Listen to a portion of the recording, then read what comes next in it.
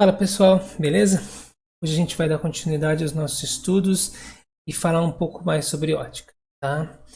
Na aula de hoje nós vamos falar de um fenômeno que eu gosto muito, tá?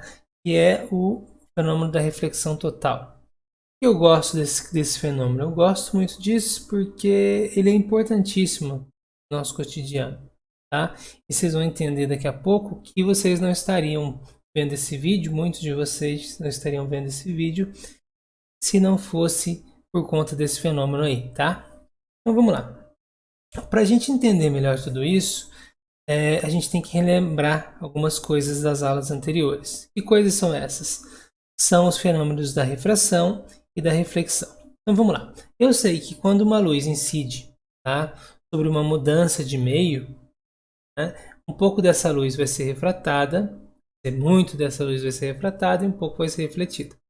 Nós sabemos que para reflexão vale a lei da reflexão, onde o ângulo de incidência é igual ao ângulo de reflexão. Tá? E também sabemos que quando ela é refratada, essa luz vai mudar de velocidade, porque ela muda de meio. Né? E aí, quando ela muda de velocidade, ela vai sofrer um desvio no seu caminho. Tá? E esse desvio pode ser calculado através do que a gente chama de lei de Snell, ou segunda lei da refração. Tá? Nas aulas anteriores eu até fiz esse experimento e mostrei para vocês, né? Mas tá aqui, ó, eu fiz em casa, belezinha. Aqui eu tenho uma luz incidindo dentro de um vidro, tá? Tem uma parte que é refratada para o ar e a outra retorna aqui para dentro do vidro. Tá? Acho que claramente dá para a gente perceber esse desvio.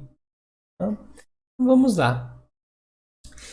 Um fator interessante que vocês vão descobrir na reflexão total é que ela só ocorre quando a gente está saindo de um meio mais refringente para um meio menos refringente. Então, para a gente entender isso, vamos lá.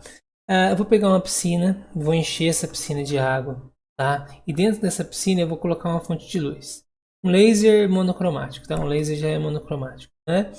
De um laser vermelho, tá? O que a gente vai fazer com esse laser é variar o, o ângulo desse laser, tá? Para estudar como essa luz vai sair da água. Bom, então vamos lá. Temos então um meio que é o ar e o outro meio que é a água. Né? Vou colocar esse laser, vou acender ele e eu vou acender ele primeiro com orientação vertical. Então o que vai acontecer com ele?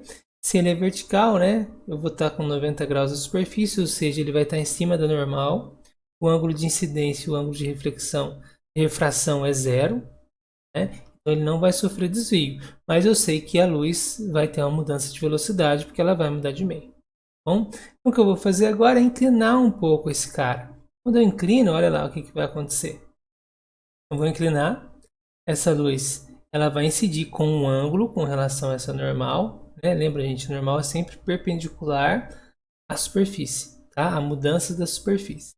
E aí eu sei que por conta do índice de refração do ar ser menor da água, a luz vai ter uma velocidade maior aqui.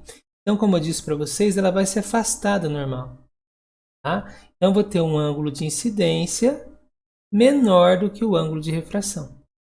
Tá? E tudo isso a gente consegue calcular utilizando a lei de Snell, como a gente já viu na aula anterior. Tá bom? Então vocês estão vendo que eu estou entrando com um ângulo menor e está saindo maior. Então vamos aumentar essa diferença aí. Né? Vamos lá.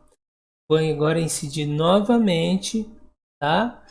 Mas eu vou incidir com um ângulo um pouco maior, mais inclinado. Ó, o ângulo aqui de incidência é maior, então vai aumentar também a refração. Tudo bem? Perfeito. Acontece o seguinte, gente, vai chegar uma hora aqui que eu vou aumentar o ângulo, tá? E o que vai acontecer, ó? Eu vou chegar num ângulo de 90 graus aqui em cima. A partir desse momento, não tem como a luz mais ela sair, ou seja, ela ir para o ar, mudar de meio, tá? Quando chega nessa situação, né, a gente vai ter um ângulo de refração igual a 90 graus. Isso aqui que a gente vai ver daqui para frente, né? Frente é o que a gente chama de ângulo limite. Porque a partir daí o que vai acontecer com a luz?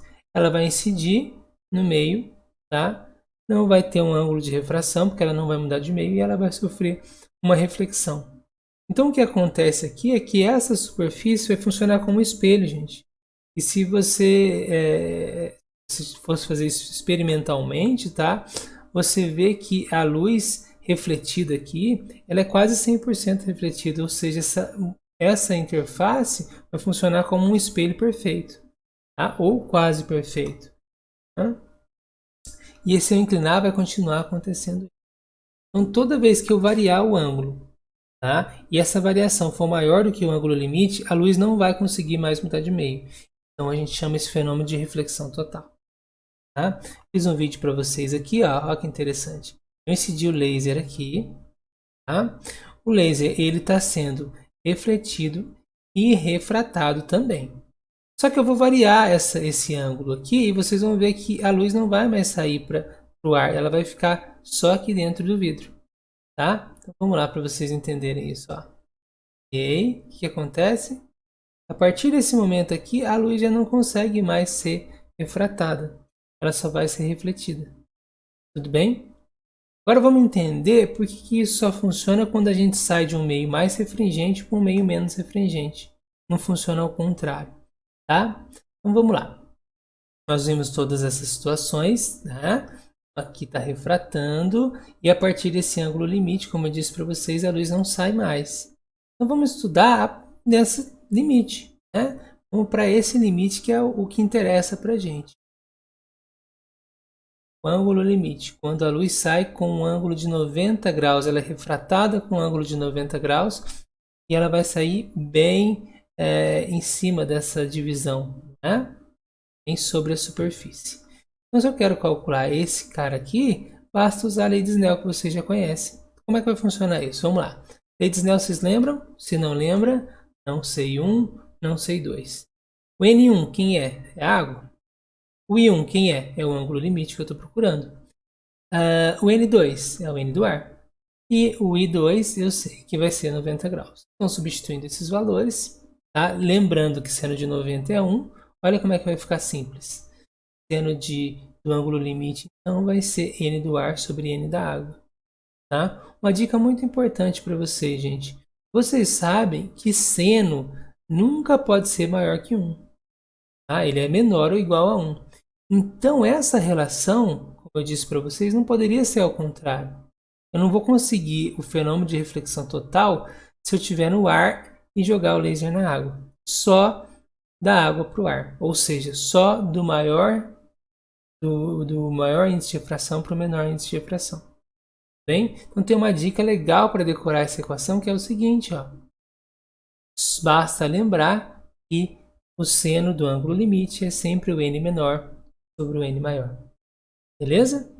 Fácil, né? Isso aqui é muito importante, a gente cai muito no vestibular. Beleza?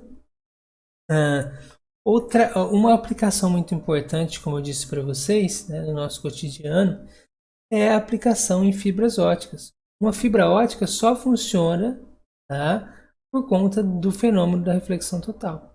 Então, nós sabemos que a fibra ótica ela é, na realidade, uma fibra, né, um meio cilíndrico, tá, de acrílico ou de vidro, que seja, tá, e nós vamos jogar a luz sobre ele. Então, o que acontece? Se eu conseguir incidir a luz com um ângulo bem definido, essa luz vai bater aqui, certo? Como o índice de refração do ar ele é menor do que o do acrílico, ele vai sofrer reflexão total. E como esse ângulo sempre vai ser igual aos outros, né? Basta a gente lembrar, né, que é uma transversal, né, cortada por duas paralelas, você sempre vai ter ângulos iguais e esse cara, essa luz, né, nunca vai sair dentro dessa fibra. Mais que você entorte ela, né, não a 90 graus, tá, gente? Mais do que. Mas se você entorta de uma maneira suave, essa luz nunca vai sair da fibra, tá bom? É muito, muito interessante isso, né, gente? Mas para que isso aconteça, a gente precisa de um ângulo de acoplamento que vai depender dos materiais com que essa fibra é feita. Bem? Perfeito. Outra coisa muito importante, muito legal que acontece é o fenômeno da miragem, que também só acontece por conta da reflexão total. Quando que acontece a miragem? Vocês sabem que vocês só conseguem ver essa tal miragem quando o ambiente é bem quente, tá? E essa miragem vai acontecer por conta do aquecimento próximo do solo, do aquecimento do ar. Você sabe que quando o ar ele está mais quente, ele fica menos denso e o índice de refração dele vai diminuir. Bom, então vamos pegar aqui uma situação. Eu tenho um carro em cima de um asfalto, temos um dia bem quente, tá? Então eu sei que o asfalto está bem quente e eu tenho um observador que vai querer observar esse carro. Eu sei que ele pode observar diretamente esse carro, então vai ter uma luz, né, emitindo aqui, que vai sair do carro e vai chegar até os olhos desse observador.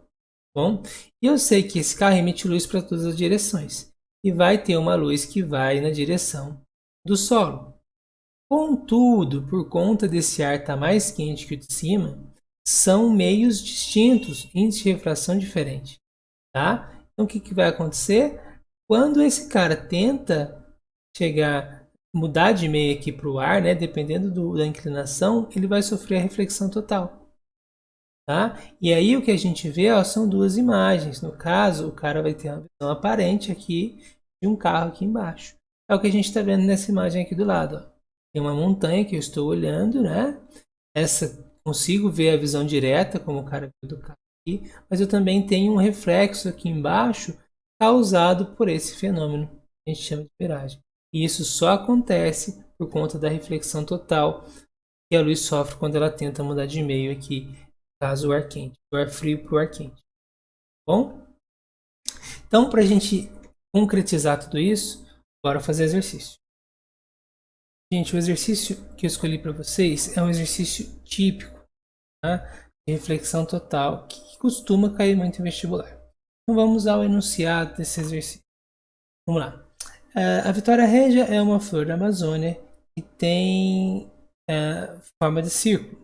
Tentando guardar uma pepita de ouro, o índio a pendurou em um barbante, prendendo a extremidade bem no centro da Vitória Régia, tá? De 50 centímetros, um raio de 50 centímetros, dentro da água de um lago amazonense muito calmo.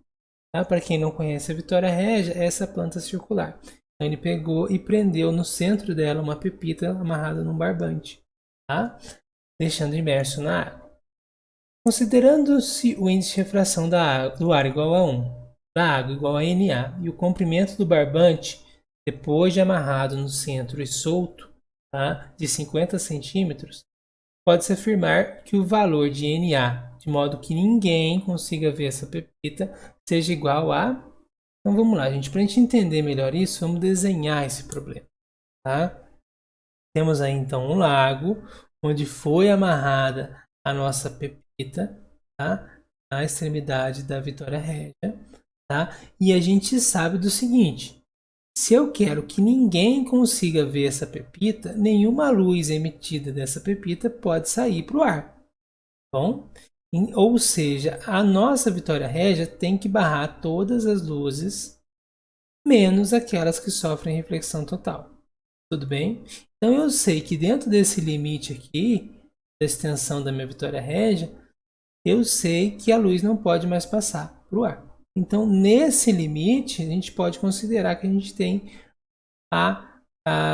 nosso ângulo limite, tá? E a partir daí a gente tem reflexão total. Beleza? Então é a partir daí que a gente resolve o nosso problema. Então a gente sabe que o ângulo de refração é 90 graus, está aqui. Né? O ângulo de incidência é esse cara aqui. Como é que a gente descobre isso? Tá? Pelas dimensões que o exercício me deu. Ele falou que daqui até aqui, né, de profundidade, nós temos meio metro. E ele falou também que o raio da Vitória Régia é de meio metro. Bom, então o que a gente pode tomar a partir disso? Vamos lá. A gente sabe que se aqui é meio metro e aqui é meio metro, a gente tem aqui um triângulo isósceles. E esse ângulo limite aqui, ele só pode ser igual a 45 graus. Certo? 45, 45 e 90 graus aqui, que é um retângulo isósceles. Tá? Agora, a gente sabe que, usando a lei de Snell, a gente tem a relação entre os N's do ar e da água. Bom, então vamos lá. Ó. a gente quiser usar a lei de Snell, beleza, mas a gente até pode usar aquela equação que eu mostrei para vocês agora há pouco. Seno do ângulo limite é sempre o n menor, tá, sobre o n maior. Beleza? Então vamos lá. Seno do ângulo limite, n menor sobre o n maior. Quem que é o n menor? O ar. Quem que é o n maior? O n da água, ou simplesmente Na, que ele chama. Bom, substituindo os valores, a gente tem que seno de 45 é igual a n do ar, 1 sobre n da água que a gente descobriu.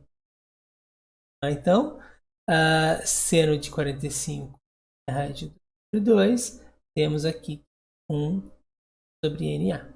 Podemos multiplicar aqui, invertendo, né? Então, a gente pode ou simplesmente jogar o Na para cá, a gente descobre que Na é igual a 2 raiz de 2 sobre raiz de 2.